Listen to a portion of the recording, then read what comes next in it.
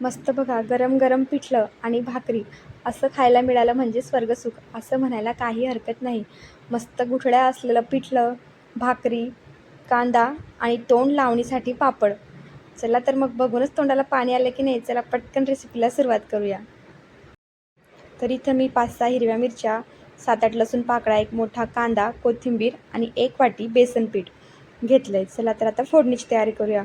फोडणीसाठी सर्वात आधी कढईमध्ये 2 चमचे तेल घालायचं. तेल छान तापलं की मोहरी, जिरं छान तडतडू द्यायचं. अगदी मोजक्या साहित्यांमध्येच हे पिठलं बनवून तयार होतं. अगदी शिकाऊ असाल तरी पिठलं कसं बनवायचं अगदी सोप्या पद्धतीमध्ये मी छोट्या छोट्या टिप्समध्ये सांगणार आहे, तर व्हिडिओ शेवटपर्यंत नक्की बघा. जिरं मोहरी छान तडतडली की नंतर यामध्ये लसूण घालायचा आणि लसूणसुद्धा छान परतून घ्यायचा. लालसर रंगावर येईपर्यंत लसूणसुद्धा छान परतून झाला की नंतर यामध्ये घालूया हिरवी मिरची. हिरवी मिरची बेसन करताना जरा जास्त घाला, म्हणजे काय होईल, छान असं त्याला तिखटपणा येतो आणि बेसनालासुद्धा छान अशी मस्त चव येते आणि झणझणीत असं बेसन तयार होतं. हिरवी मिरची छान परतली गेली की यामध्ये घालूया कांदा. बारीक चिरलेला कांदा छान लालसर रंगावर येईपर्यंत परतून घ्यायचा.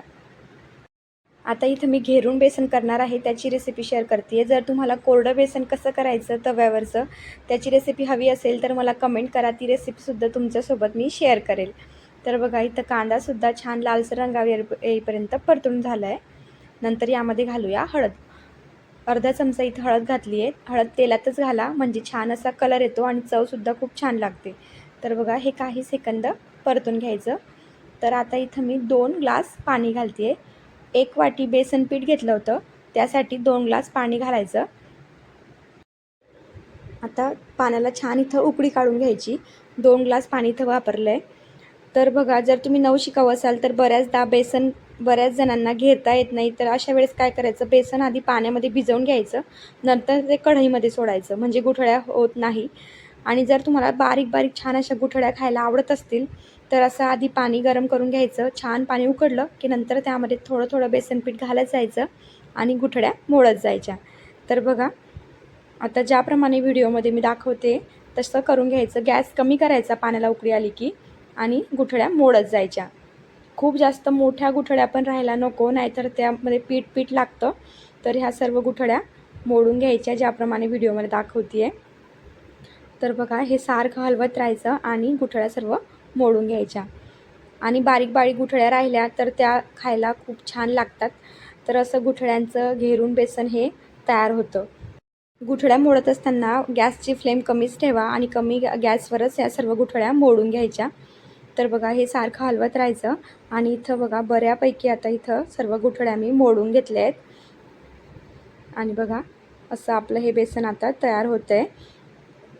नंतर या स्टेजला आता यावर झाकण ठेवून एक 4-5 मिनटं आपण हे शिजवून घेऊया. आणि अगदी 4-5 मिनटं झाकण ठेवून याची चांगली अशी छान वाफ काढून घ्यायची. जेवढं बेसन चांगलं शिजलं जातं तेवढी छान त्याला चव येते. जर ते कच्चं राहिलं तर त्याची चव बेचव होते. म्हणून आधीच सांगते, छान हे 4-5 मिनटासाठी बेसन चांगलं शिजवून घ्यायचं. तर बघा इथं मस्त असं आपलं हे गुठळ्या असलेलं पातळ असं आपलं हे पिठलं बनवून तयार आहे. मस्त भाकरीसोबत, भातासोबत तुम्ही हे खाऊ शकतात. अगदी अप्रतिम लागतं. आमच्या खानदेशामध्ये तर बऱ्याचदा उडीदाच्या पापडासोबत हे पिठलं खाल्लं जातं. तर मग कसा वाटला आजचा व्हिडिओ कमेंट करून नक्की सांगा. आणि व्हिडिओ आवडल्यास लाईक, शेअर, सबस्क्राईब करायला अजिबात विसरू नका. तर भेटूया अशा छान छान रेसिपीसोबत. बाय.